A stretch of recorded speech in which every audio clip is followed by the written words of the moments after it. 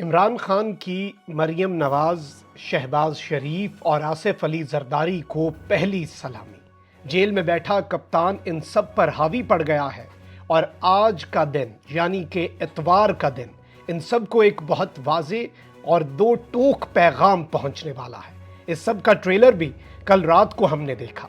پنجاب والوں کے لیے بھی یہ ویژولز بڑے امپورٹنٹ ہیں کیونکہ پشاور والوں نے آج تاریخ کے سب سے بڑے جلسے سے پہلے ہی میلہ سجا لیا۔ میرے پاس 3 ویڈیوز ہیں۔ یہ 3 ویڈیوز ایک پوری کہانی بیان کر رہی ہیں جو آپ کے سامنے رکھنی ہے۔ وہیں دوسری جانب معافی یا سزا، کپتان کے متعلق جی ایچ کیو کی پالیسی کیا ہوگی؟ آصف علی زرداری اور شہباز شریف نے بھی حامی بھر لی ہے۔ اس حوالے سے بھی ڈیٹیلز ہیں اور وفاقی کابینہ کے نام بھی فائنلائز ہو چکے ہیں۔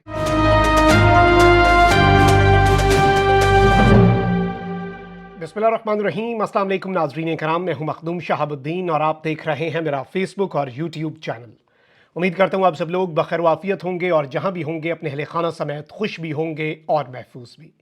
اگر ابھی تک آپ نے اس ویڈیو کو لائک نہیں کیا تو لائک ضرور کر لیں۔ آپ کے لائکس اور کامنٹس ہمارے لیے بہت زیادہ اہمیت کے حامل ہیں۔ جن لوگوں نے چینل کو سبسکرائب نہیں کیا ان سے میری یہ درخواست ہوگی کہ چینل کو سبسکرائب کر کے انڈیپینڈنٹ جرنلزم کو لازمی سپورٹ کریں۔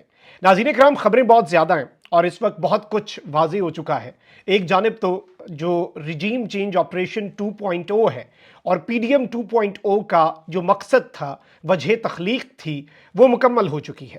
پی ڈی ایم 2.0 میں مریم نواز وزیر اعلیٰ پنجاب، شہباز شریف وزیر اعظم پاکستان اور آصف علی زرداری صدر مملکت بن چکے ہیں۔ آلدو یہ مینڈیٹ چوری کے نتیجے میں بننے والی پارلیمان اور مینڈیٹ چوری کے بعد قائم ہونے والی صوبائی اسمبلیاں، ان سے ووٹ لے کر یہ اس مقام پہ پہنچے ہیں۔ مخصوص نشستوں والی واردات ڈال کے یہ اس مقام پہ پہنچے ہیں، اسی لیے ان کی بنیاد جو ہے وہ بہت کمزور ہے، ایتھیکلی بھی اور لیگلی بھی۔ ویسے تو اس ملک میں آئین اور قانون کے مطابق کم ہی ہمیں ایکسپیکٹیشن ہے کہ کچھ ہو، لیکن بہت کچھ ابھی بھی ہونا ہے۔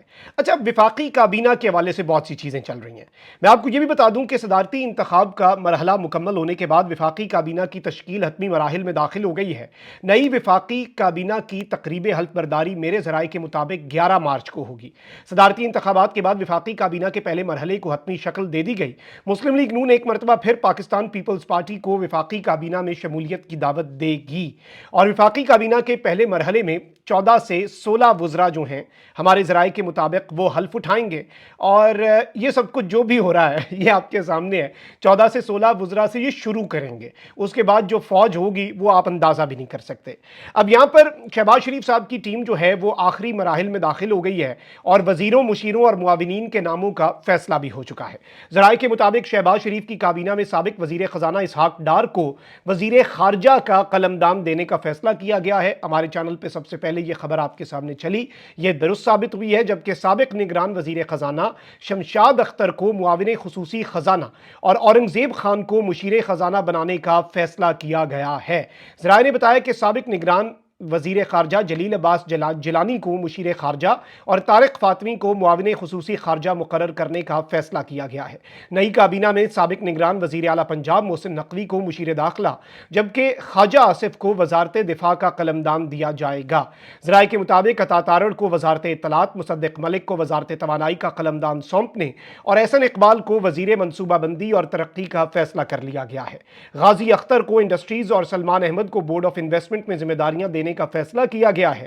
اور اس وقت میں آپ کو یہ بتا دوں کہ اس کیبنٹ کے اندر نگران بہت ہوں گے، جلیل عباس جیلانی اور شمشاد اختر اور محسن نقوی۔ اس کے علاوہ ایک اور نگران وزیر داخلہ تھے جو اس وقت وزیر اعلیٰ بن چکے ہیں بلوچستان کے۔ نگرانوں کو ظاہری بات ہے نوازنا بھی ہے اور کچھ ٹیکنیکل اسپیکٹس بھی ہیں، جیسے جلیل عباس جیلانی ہو جائیں یا پھر شمشاد اختر ہو جائیں یا ایون جو اورنگزیب صاحب ہیں جو کہ وزیر خزانہ ہوں گے، ٹیکنیکلی سارا کچھ ان کے ہاتھ میں ہوگا۔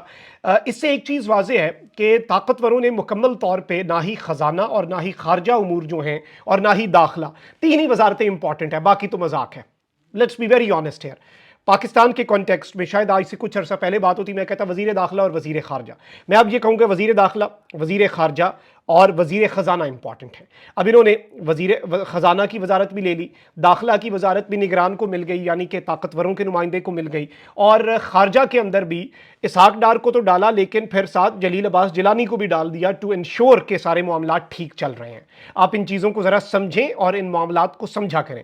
آپ یہ بھی دیکھ لیں کہ اس وقت شہباز شریف اپنی مرضی سے یہ کیبنٹ نہیں بنا پائے، اور شہباز شریف اور مریم نواز اپنی مرضی سے کیبنٹ نہیں بنا سکتے عہدے پہ ہونے کے باوجود، لیکن اڈیالہ جیل کا قیدی نمبر 804 اپنی مرضی کی کابینہ بنا سکتا ہے خیبر پختونخوا میں۔ یہی آزادی ہوتی ہے۔ اچھا، اب ایک عجیب سا ڈھونگ جو ہے وہ بھی رچایا جا رہا ہے، اور زرداری کو انہوں نے صدر بھی بنوا دیا۔ اب پیپلز پارٹی وزارت نہیں لے گی، پھر سے وہی ڈرامے بازیاں، عوام کی آنکھوں میں دھول جھونکنا، عوام کو پاگل سمجھنا اور مزید پاگل بنانے کی کوششیں کرنا۔ اور میں ہمیشہ یہ شعر پڑھتا ہوں کہ چہرے بدل بدل کے مجھے مل رہے ہیں لوگ، اتنا برا سلوک میری سادگی کے ساتھ ہمارے ساتھ کرنا کیا چاہ رہے ہیں۔ مسلم لیگ نون کے رہنما خرم دستگیر نے کہا ہے کہ پاکستان پیپلز پارٹی کی کوشش ہے کہ غلبہ حاصل کر لیں اور ملبے سے بچ جائیں۔ اب یہ جو انہوں نے بات کی ہے، یہ ایک مرتبہ پھر وہی ساری چیزیں جو اندازہ کر لیں، آپ بہتر سمجھ سکتے ہیں کہ یہ سب کچھ کیا ہے، کیوں ہو رہا ہے، اور اس کا مقصد کیا ہے، اس کا مطلب کیا ہے، اور اس کا الٹیمیٹلی جو کیا یہ عوام کے ساتھ وہی کھلواڑ شروع کریں گے۔ آلدو عوام کو پتہ ہے کہ پیپلز پارٹی بینیفیشری ہے، مینڈیٹ چوری کی بینیفیشری ہے۔ پی ڈی ایم 2.0 کا جو اس وقت ایک نیا سسٹم، ایک نئی کمپنی لانچ کی گئی ہے، آلدو یہ کمپنی بھی نہیں چلے گی، لیکن یہ کمپنی بھی لانچ کر دی گئی ہے۔ ایک ہائیبرڈ ریجیم جو ہے اس وقت پاکستان کے اندر ہے، تو یہ بھی نہیں چلنے والی۔ وہیں دوسری جانب خیبر پختونخوا میں ٹیبلز ٹرن ہوئے ہیں۔ خیبر پختونخوا میں دلچسپ معاملات ہیں۔ آج آپ کو پتہ ہے پورے پاکستان کے اندر عمران خان صاحب نے بروز اتوار یعنی کہ آج کال دی ہوئی ہے۔ عمران خان صاحب نے یہ بڑا واضح انداز میں یہ بات کلیئر کی ہوئی ہے کہ جی پورے پاکستانی قوم نے نکلنا ہے۔ مختلف مقامات جو ہیں وہ بھی اس وقت منظر عام پر آئے ہیں کہ کہاں پر کون احتجاج کرے گا مختلف شہروں کے اندر، اور یہ آپ کو اپنے مختلف پاکستان تحریک انصاف کے سوشل میڈیا ہینڈلز پر دیکھ سکتے ہیں۔ لیکن جو لائم لائٹ ملے گی وہ خیبر پختونخوا میں انتخابی دھاندلی کے خلاف ایک جلسے کو ملے گی، اور یہ بڑے عرصے بعد، ویسے تو خیبر پختونخوا میں پولیس کی فسطائیت اور پورے ہر طرح کے جبر کے باوجود ایک چھوٹی سی کارنر میٹنگ بھی جلسے کا رخ اختیار کر جاتی ہے۔ خیبر پختونخوا میں ہوائیں بڑی مختلف ہیں۔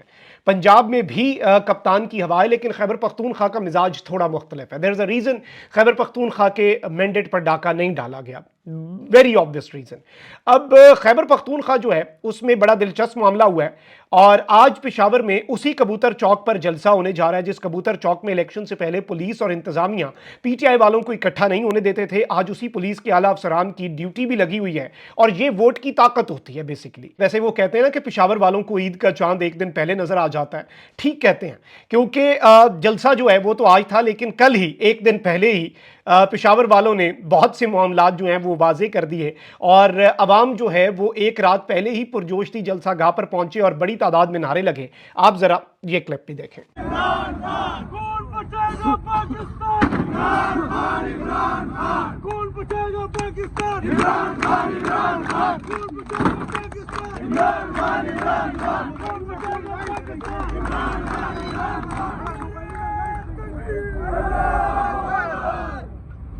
ناظرین اکرام، آپ نے یہ کلپ ملاحظہ فرمایا، اور اس کے ساتھ میں آپ کو یہ بھی بتا دوں کہ وزیر اعلیٰ خیبر پختونخوا علی امین گنڈا پور بھی انتظامات کا جائزہ لینے کل رات پشاور جلسہ گاہ پہنچے۔ جلسے سے پہلے جلسے کے مناظر تھے، اور آج جو جلسہ ہونا ہے، آج خیبر پختونخوا نے پورے پاکستان کو ایک میسج دینا ہے، پاکستان کی عوام کو بھی، اور خیر پنجاب کی عوام کے پاس بھی موقع ہے۔ پرامن، یہ یاد رکھیے گا، پرامن، کوئی قانون ہاتھ میں نہیں لینا، اور کسی اس طرح کی چیزوں کے اندر اشتعال اور یہ چیزیں تو ہونی نہیں چاہیے، ڈکشنری میں ہی نہیں ہونی چاہیے۔ لیکن آپ ذرا علی امین گنڈا پور صاحب کی بھی ویڈیو دیکھیں۔